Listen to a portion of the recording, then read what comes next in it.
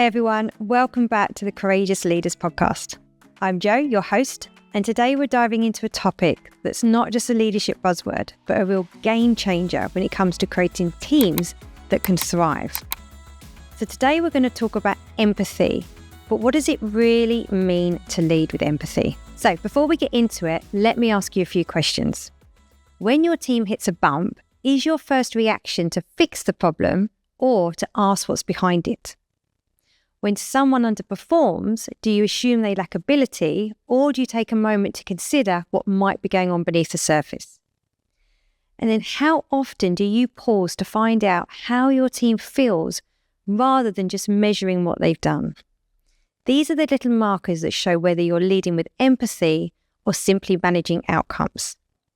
If this hits home for you, you're in the right place. So what does leading with empathy actually look like? Let's break it down into something tangible for you.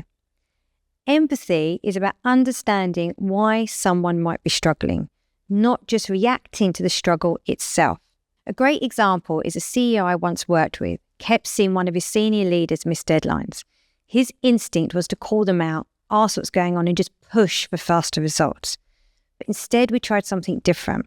He sat down and asked, "Help me understand what's getting in your way." This simple shift led to a conversation about burnout, unclear priorities, and a lack of resources. This enabled them to then work together on solutions. Suddenly, then deadlines could be met without that kind of pressure environment of expectations. Do you realize that fear of losing control is closely tied to leading with empathy? Because many leaders associate empathy with losing authority or weakening their leadership stance. This fear can manifest in the belief that showing too much understanding or too much compassion might lead to a lower performance standards, decreased accountability, or even chaos within the team. Empathy doesn't mean being soft or lowering the bar. It means understanding what people need to perform at their best. And the reality is, empathy strengthens leadership by fostering trust, loyalty, and transparency. So when leaders engage with their teams empathetically, they uncover hidden roadblocks, reduce resentment, and inspire greater accountability, which is what so many leaders are looking for. So let's think about it in this way. If you have a car that keeps breaking down, you can either just keep driving it or until it completely fails, or you can pull over, check under the hood, and just figure out what's going wrong. Empathy is that check-in. It's proactive leadership. This shift alleviates the need to control everything because the team feels supported, heard, and more capable of self-management. And as a result, the leader experiences less stress and the team grows more resilient and independent. So how do you start accessing empathy in your leadership style today? So here are 3 tips to help you tap into it.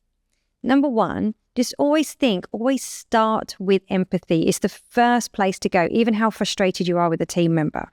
Because the situation isn't always the situation. What I mean by that is often what seems like the issue on the surface is only part of the picture of what's going on. So before assumptions are made and emotions flare up, take a breath and ask, what's really going on here? Maybe that team member is dealing with something personal, or perhaps they're just unsure on their priorities. So empathy begins the moment you pause to consider the unseen factors. The second one is practice active listening.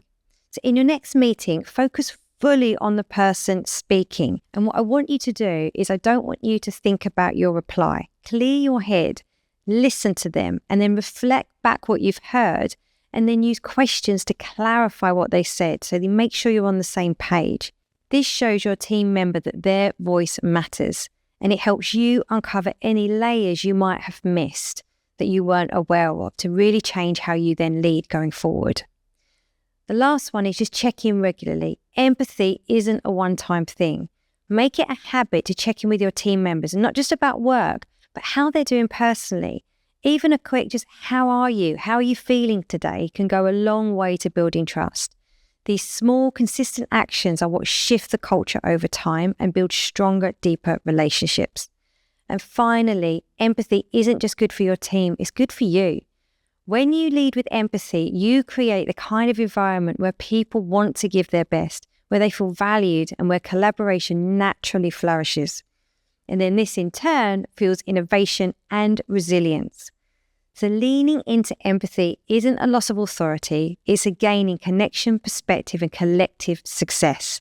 So when you show up with understanding, you invite others to do the same, and then that is how you will see real change happen. So that's it for today. Thank you for spending time with me. If this resonated with you, share it with someone who might need to hear it. And if you need help with your leadership or team, then get in touch, as I would love to help. And remember, being a courageous leader isn't about having all the answers. It's about creating the space for others to find them. Have a great day, and I'll see you next week. If you've been loving our Courageous Leaders podcast, please can I ask you to subscribe to our YouTube channel. Your support helps keep the quality content coming and reach listeners like you that we can then really help. We fund this podcast ourselves, so to have your support means that we can keep delivering week on week. Thank you.